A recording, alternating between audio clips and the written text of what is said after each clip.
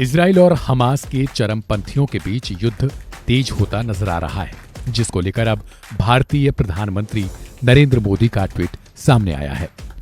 प्रधानमंत्री मोदी ने इजराइल और हमास पर एक्स पर ट्वीट करते हुए लिखा, इजराइल में चरमपंथी हमलों की खबर से गहरा सदमा लगा है।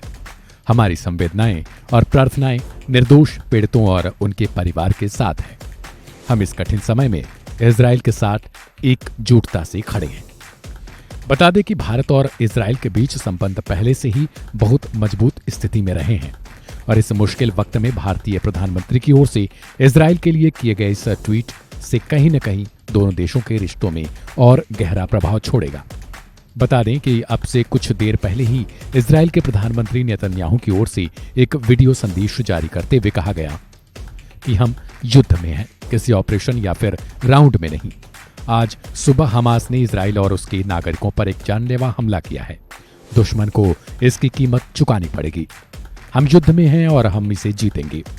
इजराइल और हमास द्वारा अब तक का सबसे बड़ा हमला किया गया है, जिसके बाद से इस हमले की हर ओर निंदा की जा रही है। इस हमले में हमास की ओर से तकरीबन 5 से 7 हजार रॉकेट दागे गए हैं। कई टेलीविजन रिपोर्ट के मुताबिक तकरीबन 7 हजार रॉकेट्स को इजराइल पर छोड़ा गया था, जिससे 20 से भी अधिक नागरिकों की मौत हो गई थी। इधर हमले के बाद से ही इजराइल की सेना की ओर से जैसे को तैसा की तरह जवाब देते हुए जमकर निशाने लगाए गए हैं और हमास को चारों खाने चित करने की योजना बनाई गई है। अपने देश के नाम एक वीडियो संदेश जारी करते हुए प्रधानमंत्री नेतन्याहू ने कहा कि हम युद्ध में हैं, किसी ऑपरेशन या फिर राउंड में नहीं, बल्कि युद्ध में। आज सुबह हमास ने इजराइल और उसके नागरिकों के खिलाफ जानलेवा आश्चर्यजनक हमला किया। हम सुबह से ही इसमें लगे हुए हैं। इजरायली प्रधानमंत्री ने कहा, मैंने सुरक्षा प्रतिष्ठानों की प्रमुखों को बुलाया है और सबसे पहले उन इलाकों को खाली करने का आदेश दिया है जहां इन चरमपंथियों द्वारा घुसपैठ की गई है।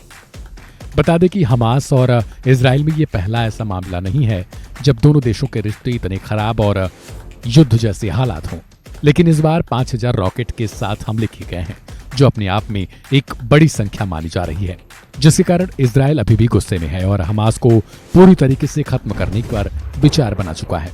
स्थानीय मीडिया की खबरों में बताया गया है कि सुबह से ही हमलों में तकरीबन 200 इजरायली लोग घायल हुए हैं और कई मारे भी गए हैं।